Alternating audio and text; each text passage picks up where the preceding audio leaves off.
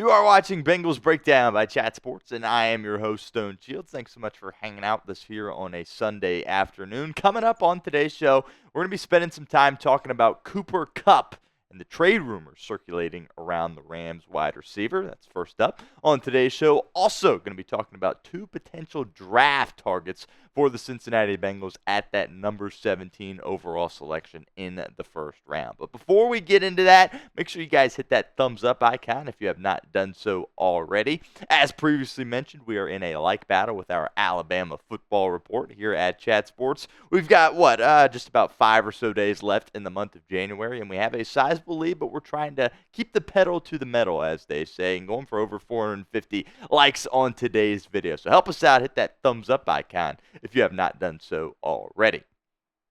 All right, let's talk Cooper Kupp and the potentiality that he is with the Cincinnati Bengals next season. Bleacher Report discussed 6 landing spots for Cooper Kupp if he gets traded, and the Bengals were number 1. Obviously, Cincinnati has a good core at wide receiver, but there's a lot of uncertainty surrounding Tee Higgins and his future with the ball club. Kupp will turn 32 in June, so he's obviously no spring chicken, but apart from the season that Jamar Chase had in 2024, what Cooper Kupp did in 2021, winning the Triple Crown, was really equally impressive in my opinion, and I don't really view him as a potential cut candidate for the Los Angeles Rams because they would take on $22.3 million in dead money if they cut him. So I think if Los Angeles and Kupp do indeed part ways, it will be via a trade.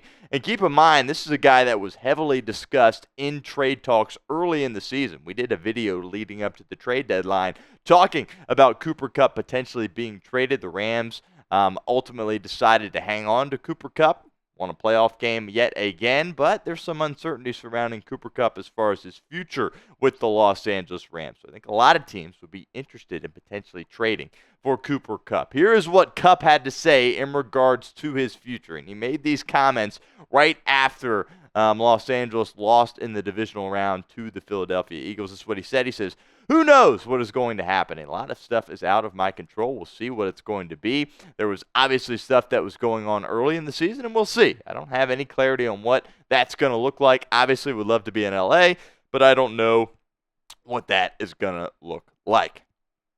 Kind of some interesting comments there. He didn't exactly go out there and say, "Hey, I'm 100% committed to the Los Angeles Rams, and I really, really want to be here." It kind of seemed like he was kind of, leaving it up in the air as far as what his future does indeed hold. But lead us to the pinned comment of today's video. Do you want Cooper Kupp in Cincinnati? Be honest with us in the comment section. Type Y for yes or N for no. If that ad comes here on YouTube, that's totally fine. Take advantage of it. Get down in the comment section and let us know what you think. So there's really several things to unpack here with Cooper Kupp. His quarterback, Matthew Stafford, is mulling his future at this point in time. Stafford, in my opinion, was playing like a top 5 quarterback in the NFL. So from a professional standpoint, I think he would come back and play again, but obviously he's got to sort through some personal stuff. He's got a young family, lots of kids. Maybe he is content with the things that he has accomplished and hangs it up. If that's the case, I definitely think you see Cooper Kupp leave Los Angeles. I think if Stafford does indeed come back, Stafford indeed would want to keep Cooper Kupp, but that's certainly something to consider. Also, injuries continue to be an issue for Cooper Kupp at that wide receiver position.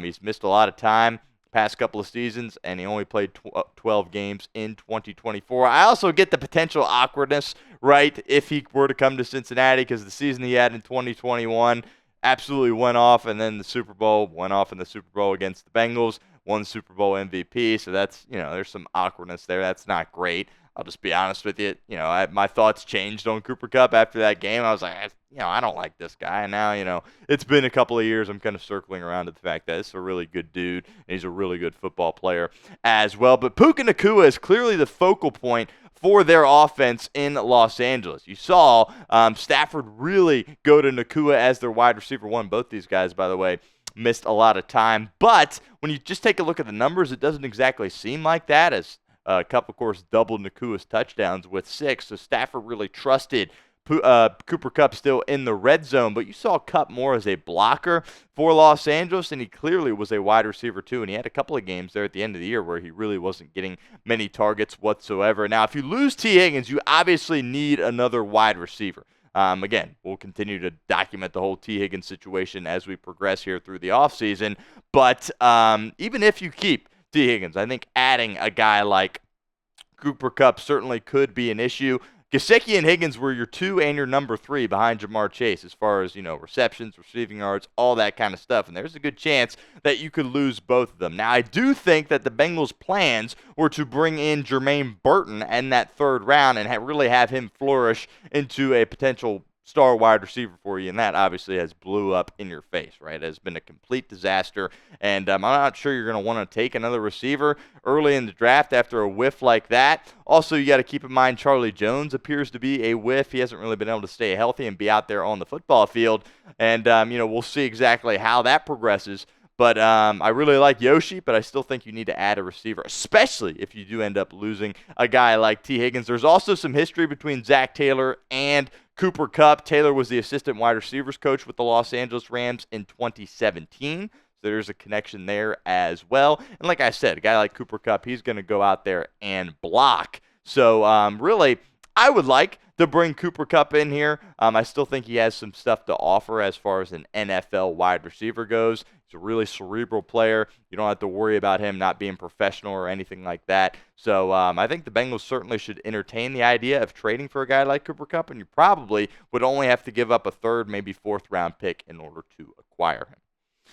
Let's give a shout out now to our friends over at Game Time, because Game Time is the sponsor of today's show. They've got a new feature called Game Time Picks that makes getting tickets to see your favorite teams play live even easier. Game Time Picks filters out the fluff to show you only incredible deals on great seats, so you don't have to waste time searching through thousands of different tickets. Obviously, we've got the championship games here this weekend, which should be really exciting.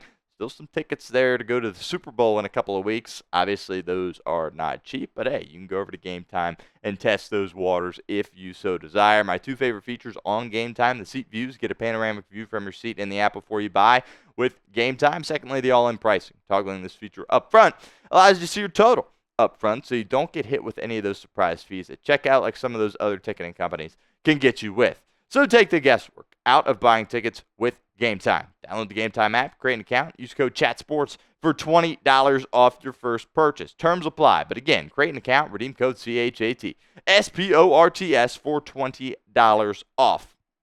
Download Game Time today. Last minute tickets, lowest prices, all guaranteed. All right, let's talk a little NFL draft here on the back end of today's show. Of course, we talked about Mel Kiper Jr. mocking Jahad Campbell to Cincinnati a couple of days ago. Now we've got a new mock draft from NFL Network's Daniel Jeremiah, and he has Walter Nolen, defensive tackle for the Ole Miss Rebels, getting mocked to the Cincinnati Bengals. Now, this is a guy who's a former 5-star recruit, right?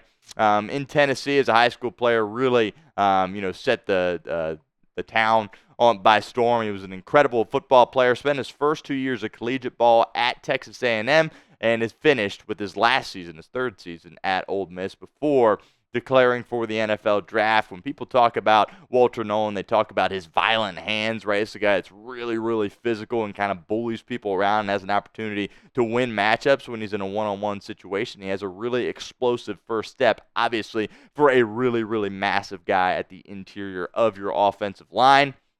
It's interesting. Certainly, I think it's the guy that's played in some big football games, but I've said this before. I'm going to sound like a broken record here, but I'm looking for that number 17 overall pick to be a defensive player that can contribute day one. I still look at Walter Nolen as a bit of a project guy for the Ole Miss Rebels. You cannot afford to do that. Keep in mind, this guy only played 3 years of college ball. It's not like he has a ton of experience there. The potential certainly is there, but he needs to be groomed a lot in order to be an elite defensive tackle. And that's not really what I'm looking for personally for Cincinnati. And your defensive tackle room's kind of in good hands in terms of your youth, right? You're bringing in Al Golden. Hopefully he can develop some of these guys. But I think you've got potential hits with Chris Jenkins Jr. and McKinley Jackson. I'm looking more for a pass rusher or a linebacker or a DB. I think with the interior, you really need a guy to really knock your socks off if you're going to take him at that number 17 spot. I'm not quite sure Walter Nolen is that guy. Another opportunity for you guys to get involved with our show here at Bengals Breakdown. Would you draft Walter Nolen? Let me know in the comments section. Type 1 for yes or 0 for no. And I want to talk about another defensive tackle, and that, of course, is Tyleik Williams. Williams had a long career with the Ohio State Buckeyes, and he officially declared for the NFL Draft last Friday.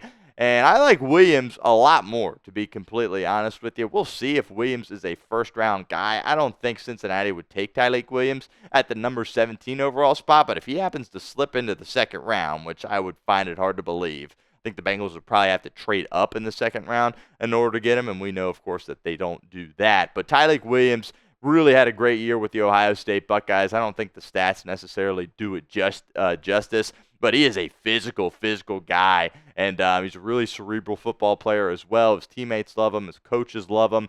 I think he's going to be a really good professional, but I think it's probably, 17 overall, probably a little bit too extreme to take him at that point.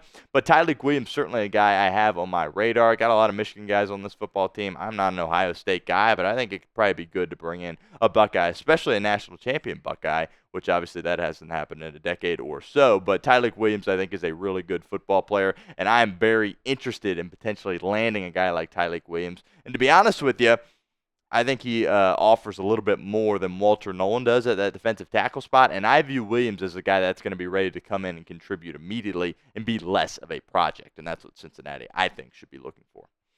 Don't miss out on any Cincinnati Bengals news. We've got you covered here at Bengals Breakdown all off season long. Hit that sub button, youtube.com/BengalsTV.